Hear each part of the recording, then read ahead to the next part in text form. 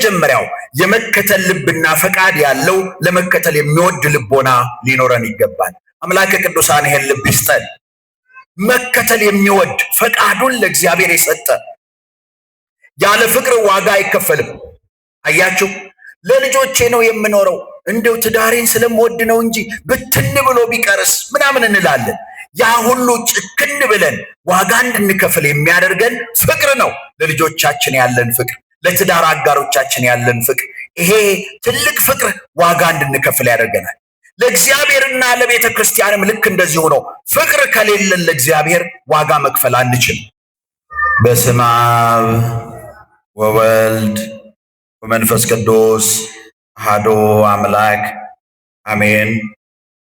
ክቡር አባታችን መጋቤ ሰናያት ቀሲስ ፍስሐ ሀብተወልድ፣ የዚህ የታላቁ ደብር አስተዳዳሪ ክቡር መጋቤ ሃይማኖት ቀሲስ ወርቅ አፈራው፣ የዚህ የታላቁ ደብር ዋና የሀገረ ስብከታችን የሰንበት ትምህርት ቤቶች ማደራጃ መምሪያ ኃላፊ ክቡር አባታችን መላከ ኃይል መምህር ሳሙኤል፣ የደብረ ኃይል ቅዱስ ሚካኤል ቤተክርስቲያን ዋና አስተዳዳሪ ክቡር አባታችን መላከ ብርሃን ቀሲስ በኃይሉ፣ ክቡራን ሊቃውንተ ቤተክርስቲያን፣ የያሬድ ልጆች፣ የሰንበት ትምህርት ቤት ተማሪዎች፣ እናቶቻችን የዘመራችሁ አባቶች፣ እናቶች፣ ወንድሞችና እህቶች እንዲሁም ሕፃናት እንደምን አረፈዳችሁ? እንደምን ቆያችሁ? የእግዚአብሔር አምላካችን ስም ለዘላለም የተመሰገነ ይሁን። የዛሬውን በዓል በተመለከተ ደግሞ በወንጌሉ በቅዳሴው የተነበበውን የእግዚአብሔርን ቃል መነሻ አድርገን እንማራለን። ይትለወኒ ይከተለኝ፣ የማቴዎስ ወንጌል ምዕራፍ 16 ቁጥር 24 ላይ የሚገኝ ኃይለ ቃል ነው። እስቲ ሁላችሁም ይህንን ቃል ድገሙት። ይከተለኝ። ደግሞ ወደ ራሳችን እናምጣውና ልከተለው። ልከተለው። አምላከ ቅዱሳን ከልባችን ሕይወታችንን ሰጥተነው እንድንከተለው ቅዱስ ፈቃድ ይሆንልን። ይህ ዛሬ የምናነሳው ይህ ርዕስ ጌታችን መድኃኒታችን ኢየሱስ ክርስቶስ መንፈሳዊ ሕይወትና ስለ መጨረሻው ክብር ከእግዚአብሔር ዘንድ ስለሚገኘው ክብር በተናገረበት ክፍል ላይ ያስተማረው ትምህርት ነው እና ጌታችን መድኃኒታችን ኢየሱስ ክርስቶስ በተለይ ደግሞ የሰው ልጅ በመንፈሳዊ ሕይወቱ በዚህ ምድር ላይ ሲኖር ሕይወቱን በሙሉ ለእግዚአብሔር በመስጠት የመጨረሻውን መልካም ነገር እንዲያገኝ ያንን እንዲያስብ አስተማራቸው። በመካከል በሕይወት ውጣ ውረድ ውስጥ በምድር ላይ በሚኖሩበት ጊዜ ደግሞ የሚያገኛቸውን ክፉ ነገር ከዚያም እንዲጠበቁ አስተማራቸው። ስለዚህ ከማስጠንቀቂያው ይጀምራል ጌታችን መድኃኒታችን ኢየሱስ ክርስቶስ። ከፈሪሳውያንና ከሰዱቃውያን እርሾ ተጠበቁ እያለ ያስተምራቸው ነበር። ምክንያቱም እርሾ፣ ትንሿ እርሾ ሙሉውን ሊጡን የዕቃውን ሙሉ እንደሚያቦካው እንደሚያኮመጥጠው ሰው ባይጋገረው ወደ እንጀራ ባይቀይረው መጨረሻ ላይ ተበላሽቶ ሊደፋ ሁሉ እንደሚችለው በትንሿ እርሾ ከፈሪሳውያንና ከሰዱቃውያን እርሾ ተጠበቁ ይላቸው ነበር። ይሄ እርሾ በመንፈሳዊው ዓለም ከክፉ ትምህርትና አንድነትን ከሚያፈርስ ሐሳብና ምክር እንድንርቅ እርሾ ብሎ ያስተምረናል። ከዚያ ጌታችን መድኃኒታችን ኢየሱስ ክርስቶስ እያስተማረ እየተራመደ በፊልጶስ ቂሳርያ ሲደርስ መረዳታቸውን፣ እውነት መያዛቸውን፣ በውስጣቸውን ያለውን እምነት ፈተነ። ምን ብሎ? አስተማሪ አስተምሮ በመጨረሻ በፈተና ውጤት እንደሚሰጣቸው ሁሉ ጌታችን መድኃኒታችን ኢየሱስ ክርስቶስ መረዳታቸውን ፈተነ። ያስተማራቸውን እውነት ተረድተው ከሆነ ፈተናቸው። በማቴዎስ ወንጌል ምዕራፍ 16 ቁጥር 13 ላይ ወደ ፊልጶስ ቂሳርያ ሀገር በደረሰ ጊዜ ደቀ መዛሙርቱን እንዲህ አላቸው፣ ሰዎች የሰውን ልጅ ማን እንደሆነ ይሉታል ብሎ ጠየቅ። ማን ይሉታል የሰውን ልጅ? የሰውን ልጅ ብሎ መጀመሪያ አስተምሯል ስለ ራሱ መሆኑን። እነሱ ግን የሚያስቡት ሌላ ከሆነም ያንን ዕውቀታቸውን ፈተነ። ስለዚህ እኔን ማን ይሉኛል አይደለም ያለው፣ የሰውን ልጅ ሰዎች ማን ይሉታል? የሰው ልጅ ማን ነው? ሰዎች እነማን ናቸው? የሚያስቡት ሐሳብ ምንድነው? እነዚህ ደቀ መዛሙርት በአይምሯቸው የሚያወጡት የሚያወርዱት ይሄንን እውነት ነው። የተማሩትን የሚያስታውሱ የእግዚአብሔር ቤተሰቦች ዛሬ ስንቶቻችን ከዚህ ስንወጣ ሁሉን ነገር እንረሳዋለን? ስንቶቻችን እግዚአብሔር ያደረገልንን እንረሳለን? እግዚአብሔር ከየት እንዳነሳን ምን እንዳደረሰን ስንቶቻችን እንረሳለን? የሰውን ውለታ ተውት። ሰው ያደረገውን ጨርሶ ማንም ትዝ አይለው። ከሌሄን አድርጎልኛል አይልም። እንደውም በዚያ ሰው ላይ በክፋት በተንኮል በብዙ መንገድ ሰው እንደገና አጸፋውን ይመልሳል። ቅዱስ ጴጥሮስ ግን የተማረው የተረዳው ከመንፈስ ቅዱስ መሆኑን ስለተረዳ ምን አለ? እነዚህን ዋና ዋና ነጥቦች ምላሽ ውስጥ አካቶ መለሰ። ዛሬ በእኔና በእናንተ ልብ ምላሻችን ይሄን ነው። ስለ ክርስቶስ ምን እናስባለን? ስለ ክርስቶስ ምን እንረዳለን? ስለ ክርስቶስ ብቻ አይደለም፣ እኛ የምናምን የምንከተለው ምን እያመንን ነው የምንከተለው? ይሄንን የምናስበውን ሐሳብ ቅዱስ ጴጥሮስ መለሰ። የመጀመሪያው የመከተል ልብና ፈቃድ ያለው ፈቃዱ ደግሞ ለመከተል የሚወድ አለና አስተማረ ጌታችን መድኃኒታችን ኢየሱስ ክርስቶስ። ቅዱስ ጴጥሮስ በመጀመሪያ የመለሰው ምላሽ በዚያ በፊልጶስ ቂሳርያ አንተ ክርስቶስ የሕያው እግዚአብሔር ልጅ ነህ ብሎ ነው የመለሰው። ይሄንን እውነት ከመለሰ በኋላ ግን አንተ አይደለህም አባቴ የአባቴ መንፈስ ገልጾልሃል። በኋላ ግን ጌታችን መድኃኒታችን ኢየሱስ ክርስቶስ ይሄንን እውነት የተረዳ ሰው መከተል ያለበትን ደግሞ መያዝ ያለበትን መጨከን ያለበትን በምን ላይ እንደሆነ አስተማራቸው። የመጀመሪያው የመከተል ልብና ፈቃድ ያለው ለመከተል የሚወድ ልቦና ሊኖረን ይገባል። አምላከ ቅዱሳን ይሄን ልብ ይስጠን። መከተል የሚወድ ፈቃዱን ለእግዚአብሔር የሰጠ ያለ ፍቅር ዋጋ አይከፈልም። አያችሁ፣ ለልጆቼ ነው የምኖረው እንደው ትዳሬን ስለምወድ ነው እንጂ ብትን ብሎ ቢቀርስ ምናምን እንላለን። ያ ሁሉ ጭክን ብለን ዋጋ እንድንከፍል የሚያደርገን ፍቅር ነው። ለልጆቻችን ያለን ፍቅር፣ ለትዳር አጋሮቻችን ያለን ፍቅር፣ ይሄ ትልቅ ፍቅር ዋጋ እንድንከፍል ያደርገናል። ለእግዚአብሔርና ለቤተ ክርስቲያንም ልክ እንደዚሁ ነው። ፍቅር ከሌለን ለእግዚአብሔር ዋጋ መክፈል አንችልም። ስለዚህ ያለ ፍቅር ዋጋ መክፈል ስለማይችል አንድ ሰው የመከተል ልብና ፍቅር ያለውን ጌታችን መድኃኒታችን ኢየሱስ ክርስቶስ ምን አለ? እኔን መከተል የሚወድ አለ። አያችሁ፣ መውደድ ይጠይቃል። ለመከተል መውደድ ይጠይቃል። በፈቃደኝነት ራስን መስጠት ይጠይቃል። በፍቅር ላይ መመርኮዝ ይጠይቃል። ስለዚህ የመከተል ልብ ያለው። ሁለተኛው መከራ መስቀሉን ለመሸከም የማይደክም። ይሄንን ደግሞ ጌታችን መድኃኒታችን ምን አለ? መስቀሉን ተሸክሞ ይከተለኝ ሲል እንዲሁ አይደለም፣ የሚወደው ሆኖ ግን ደግሞ መከራ መስቀሉን ለመሸከም የማይደክም። ምንድነው የማይደክም ማለት? የማያፈገፍግ፣ መከራ ሲመጣ ወደኋላ የማይሸሽ። አቤት አንዳንድ ጊዜ በሕይወታችን የሚመጡ መከራዎች ስንቱን ፈትነውታል፣ ስንቱን አበጥረውታል። አንዳንዱ ወደኋላ ሲሸሽ ታዩታላችሁ፣ ሲያፈገፍግ ታዩታላችሁ። ከእናንተ ጋር መሰለፍ ሲያቅተው ጉልበት ሲያጣ ታዩታላችሁ።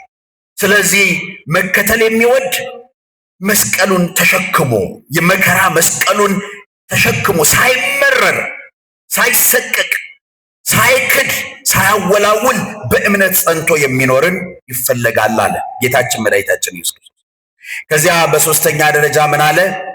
ጥሎ ሳይሆን ተሸክሞ ደግሞ ይከተለኝ። አንዳንድ ጊዜ ሩቅ መንገድ አንድ ነገር ይዘን ሄድን መስሎን ቤታችን የረሳነው ቦርሳችን፣ ቤታችን የረሳነው ማስታወሻ፣ ቤታችን የረሳነው ስልካችን ከኛ ጋር ያለ መስሎን አንዳንድ ጊዜ ሩቅ መንገድ እንሄዳለን አይደል? እዚያ ከደረስን በኋላ ከሱ ጋር ከኛ ጋር ምንም ነገር የለም። ረስተነዋል፣ ጥለነው ነው የሄድነው። አንዳንዶቻችን ያለ መስቀሉ ጉዞ ረጅም መንገድ ሄደናል። ትተነው፣ ጥለነው፣ ረስተነው መርሳታችንን መጣላችንን እንኳን አናስታውስም። አንድ ነገር ሲገጥመን አይ እንደው በእምነቴ አለመጽናቴ እንል ይሆናል። ስለዚህ ጥሎ ሳይሆን ተሸክሞ መጓዝ፣ ሩቅ ለመሄድ ደግሞ የእግዚአብሔርን ፈቃድ እያዩ የመጓዝ አቅምን አግኝቶ መሄድ፣ ይሄ ዋና ትምህርት ነው። ስለዚህ ጌታችን መድኃኒታችን ኢየሱስ ክርስቶስ ይከተለኝ ብሎ ሲናገር በሚጨክን ልቦና፣ በሚወድ ልቦና፣ መስቀሉን በሚሸከም ልቦና፣ መስቀሉን ያልጣለ ልቦና፣ በመከራ ጊዜ ጸንቶ በሚኖር ልቦና እንድንከተለው ነው የሚፈልገው። ታዲያ ዛሬ የምናስበው ዛሬ የምናከብረው ገብረ መንፈስ ቅዱስ አባታችን አቡነ ገብረ መንፈስ ቅዱስ ይህንን እውነት ልክ እንደ ሐዋርያት ክርስቶስን ተከትለው በእንዲህ አይነት መንገድ ክብር እንደወረሱ የገብረ መንፈስ ቅዱስ ቅድም በሌላ ስም ደግሞ ገብረ ሕይወት ብለው ሲዘምሩ ሰምታችኋል።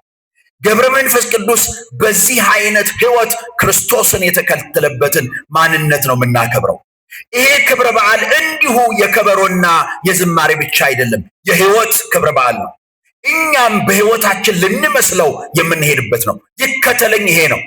አያችሁ፣ ይከተለኝ ቀድሞ በነበረው ከዚያም በሕይወት ከዚያም በሞት ከዚያም ክብርን በመውረስ እርሱን ተከትሎ መኖር ነው። ክርስቶስን መስሎ ተከትሎ መኖር። ስለዚህ ገብረ መንፈስ ቅዱስ ክርስቶስን መስሎ ተከትሎ የኖረ አባት ቅዱስ ያሬድ በዛሬው ዕለት በነበረው የሊቃውንቱ የማህሌት አራራይ ብፁዕ አባ ገብረ መንፈስ ቅዱስ ዘአንደ የርሶ በእንተ መንግሥተ ሰማያት። አያችሁ፣ በአራራዩ ላይ ብፁዕ አባ ገብረ መንፈስ ቅዱስ ዘአንደ የርሶ በእንተ መንግሥተ፣ ስለ መንግሥተ ሰማያት ራሱን ድሃ ያደረገ ገብረ መንፈስ ቅዱስ።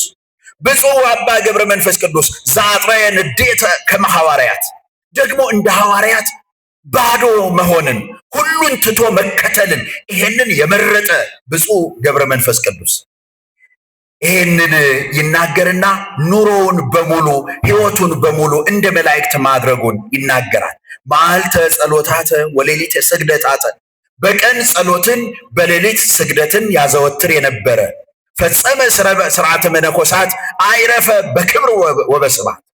አያችሁ፣ የመነኮሳትን ስርዓት በእግዚአብሔር ፊት የፈጸመ ደግሞ በክብርና በምስጋና ያረፈ ገብረ መንፈስ ቅዱስ። ይሄ ሕይወት በእኔና በእናንተ የገብረ መንፈስ ቅዱስ ልጆች ከሆንን በእኔና በእናንተ ሕይወት እንዲህ ነው መሆን ያለበት። ልክ እንደ ሐዋርያት ባዶ መሆንን ሁሉን ለክርስቶስ መተውን መምረጥ፣ ከዚያውም ጋር ደግሞ ሌሊት ስግደትን ቀን ጸሎትን ማዘውተር እግዚአብሔር እንዲባርከን ማለት ነው። ይህንን እውነት እንድንከተል ያደርገናል። ይልቁንም ደግሞ ይህ ቅዱስ ያሬድ አቡን በተባለው ድርሰቱ ደግሞ እንዘ ይትዔዘዙ ሎቱ ከመ አግብርት ግሩማን አናብስት ወአናምርት። አያችሁ፣ እነዚያ እንደ ገብር እንደ ባሪያ ይታዘዙለት የነበሩ አናምስትና አናምርት አንበሶችና ነብሮች እንደ ባሪያ ይታዘዙለት ነበር። እነዚህ በስዕሉ ላይ የምናያቸው አንበሶችና ነብሮች ምን እየተመገቡ ነበር የሚኖሩት?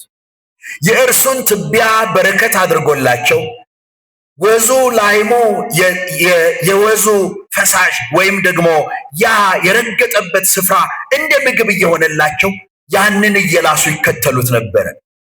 በኋላ እንመጣበታለን። ቅድም ደግሞ ዘይሰርር በአክናፍ ያሉት የገብረ መንፈስ ቅዱስ ያ መንፈሳዊ ሕይወት ነው፣ ያ ሰማያዊ ሕይወት ነው። እና እነዚህ አንበሶችና ነብሮች በተአምራት ከእርሱ ጋር አብረው ኖረዋል። እንደውም አባቶች የሚናገሩት 60 ሆነው በግራና በቀኝ። ሐዋርያው ቅዱስ ጳውሎስ በቅዳሴው ላይ ዲያቆኑ ያነበበው ክፍል በአንደኛ ቆሮንቶስ ምዕራፍ 14 ቁጥር 1 ላይ የሚበላ የማይበላውን አይናቀው የሚል ተመሳሳይ ተያያዥ የሆነ ንባብ እናገኛለን።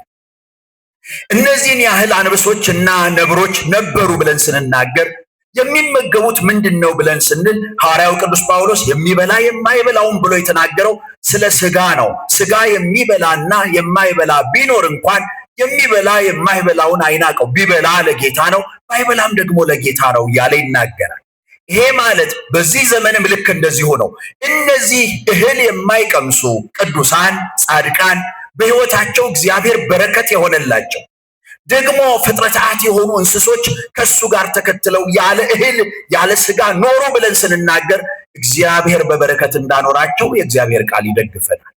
ስለዚህ የክርስቶስን መከራ ጋሻው አድርጎ ይኖር ነበረ አባታችን ገብረ መንፈስ ቅዱስ። በሁለተኛው ዲያቆን የተነበበውም ይሄንን ነው። በአንደኛ ጴጥሮስ ምዕራፍ 4 ቁጥር 1 ላይ የክርስቶስ መከራን ጋሻ አድርጎ መኖር በስጋ መከራን የተቀበለ ኃጢአትን ትቷል ይላል። ለዚህ ነው ቅዱሳን ከኃጢአት ርቀው ጽድቅን፣ ቅድስናን ገንዘብ አድርገው ይኖሩ ነበረ የምንለው። ስለዚህ የገብረ መንፈስ ቅዱስ ሕይወቱ በእንዲህ አይነት ማንነት የተቃኘ ነበረ። ምክንያቱም እርሱ ክርስቶስ በመስቀል ላይ በነገሰ ጊዜ የዚያን ጊዜ ለቅዱሳን፣ ለጻድቃን፣ ለነዚያ ሁሉ ገነት መንግስተ ሰማያትን፣ ለኛ ለልጆቹ ሁሉ መንግስተ ሰማያትን ከፈተ። ይሄንን ይናገራል ሐዋርያው ቅዱስ ጳውሎስ። ከዚያ በኋላ ቅዱስ ያሬድ የሚናገረው ምንድነው? ምድረ ሰናይት ወብሬት እንተ ይትዋረስዋ ጻድቃን፣ ጻድቃን ያችን ሰማያዊት የሆነች ኢየሩሳሌም እርሷን ይወርሱ ዘንድ እርሱን ታምነው ኖሩ። ደግሞ እሱም ለነሱ ነው የፈጠራት። ተመልከቱ፣ እግዚአብሔር መንግስተ ሰማያትን ብሬት የሆነችውን ፀሐይ የሌለባትን ጨረቃ የማያበራላትን ያችን የፈጠረው ለቅዱሳኑ ነው፣ እርሱን ለሚታመኑ ነው። ክብርና ምስጋና ለስሙ ይሁን። ለእኔና ለእናንተ ለገብረ መንፈስ ቅዱስ ልጆች ስለሆነ እልል ብላችሁ አመስግኑ። እግዚአብሔር የተመሰገነ። ለዚህ ነው በዝማሬው ሌሊት ሊቃውንቱ ሀገሩሰ ኢየሩሳሌም ወኢያሃቱ ላቲ ማኅቶት ከመ ያብርሁ፣ ይሄንን ሁሉ ምንም አይነት ብርሃን ለሷ ያበራል። ይሄንን በራእየ ዮሐንስ በመጽሐፍ ቅዱስ በዮሐንስ ራእይ ምዕራፍ 21 ከቁጥር 23 ጀምሮ የሚናገረው ነው።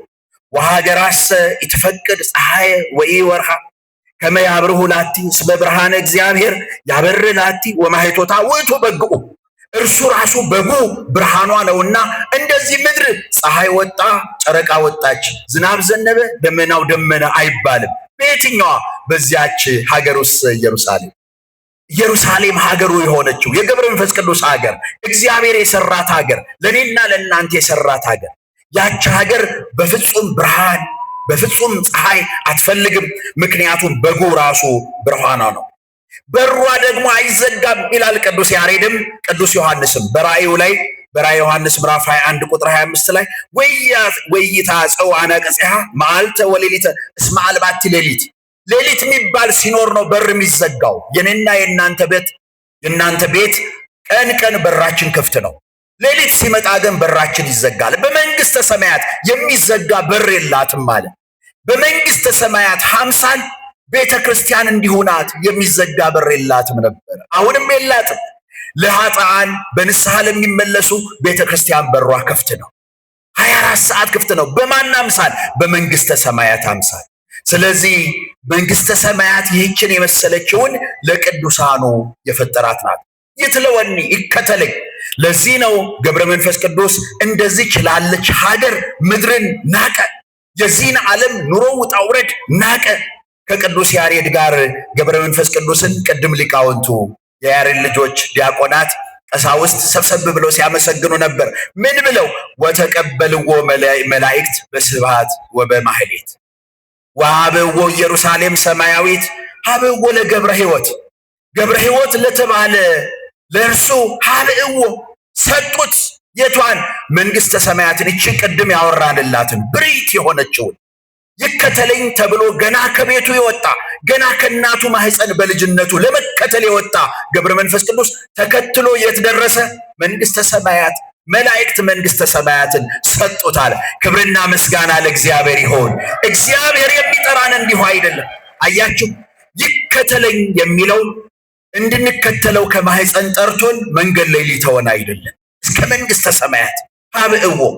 ለዚህ ነው ልበ አምላክ ቅዱስ ዳዊት በመዝሙር 116 ቁጥር 15 ላይ ክቡር ሞቱ ለጻድቅ በቀደመ እግዚአብሔር፣ የቅዱሳኑ ሞት በእግዚአብሔር ፊት የከበረ ነው። መተላለፍ መሸጋገር ወደ መንግስተ ሰማያት መሄድ ነውና ሐዋርያው ቅዱስ ጳውሎስ ምን አለ? በፊልጵስዩስ መልእክቱ ምዕራፍ 3 ቁጥር 10 ላይ እርሱንና የትንሣኤውን ኃይል እንዳውቅ በመከራው እንድካፈል ወደ ሙታን ትንሣኤ ልደርስ ቢሆንልኝ በሞቱ እንድመስለው እመኛለሁ። አያችሁ፣ መከተል ይሄ ነው። ቢሆንልኝ በሞቱ እንድመስለው፣ ስለ ክርስቶስ መሞት፣ ክርስቶስ ለብዙዎች እንደሞተ ስለ ክርስቶስ መሞትን ቢሆንልኝ አለ። የሰማዩ በረከት ለምድር መታሰቢያ ለቅዱሳን አደረገላቸው።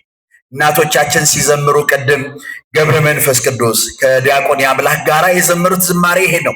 ገብረ መንፈስ ቅዱስ ዘይሰርር በክንፍ መንፈሳዊ ክንፍ ተሰጥቶት ከአንዱ ሀገር አንዱ ሀገር እየበረረ የሚያገለግል ገብረ መንፈስ ቅዱስ ሀበ አምደ ወርቅ ስሙ ጽሑፍ በምድር አይደለም በሰማይ የወርቅ አምድ ላይ ስሙ የተጻፈ ነው አለ። ይሄ ከየትም አምጥተነው አይደለም፣ ከመጽሐፍ ቅዱስ የተማርነው ነው። እኛ ኦርቶዶክሳውያን በትንቢተ ኢሳይያስ ምዕራፍ 56 ቁጥር 5 ላይ በቤቴና በቅጥሬ ውስጥ ከወንዶችና ከሴቶች ልጆች ይልቅ የሚበልጥ መታሰቢያ ስምን እሰጣቸዋለሁ አለ። የማይጠፋ የዘላለም ስም እሰጣቸዋለሁ። ለዚህ ነው በማትጠፋው በቤተ ክርስቲያን ሁሌ ገብረ መንፈስ ቅዱስ፣ ገብረ ሕይወት፣ አቡነ ተክለ ሃይማኖት፣ ቅዱሳን፣ ጻድቃን፣ ሰማዕታት እያልን እንጠራለን። እግዚአብሔር ይሄንን የማይጠፋ ስም ሀበ አምደ ወርቅ ስሙ ጽሑፍ በወርቅ አምድ ላይ በሰማይም በምድርም ለዘላለም የጸና ስም የሰጣቸው እግዚአብሔር ክብርና ምስጋና ለስሙ ይሁን። ይትለወኒ ይከተለኝ፣ በእውነት ይትለወኒ ይከተለኝ በማቴዎስ ወንጌል ምዕራፍ 16 ቁጥር 24 ላይ ያነሳነው ትምህርታችን ነው። እኔና እናንተስ ከማህፀን የጠራን እግዚአብሔር የተከተልነው አሁን በኑሮ የሚረዳን የሚያግዘን እግዚአብሔር ነገን ደግሞ የሚያውቅ እግዚአብሔር እስከየት ድረስ ያደርሰናል? እስከ መንግስቱ ድረስ። በመሃል እንዳንቆም፣ በመሃል እንዳንቀር፣ በመሃል ልባችን እንዳይንሸራተት፣ ከእግዚአብሔር ፈቃድና ሐሳብ እንዳንወጣ ይከተለኝ ያለውን ያንን ይዘን ልንከተለው ይገባል። አምላከ ቅዱሳን በረድኤት ደግፎ በጻድቁ ጸሎትና ምልጃ ሁላችንንም ለመንግስቱ ያብቃን። የሰማነውን በልቦናችን ያሳድርብን።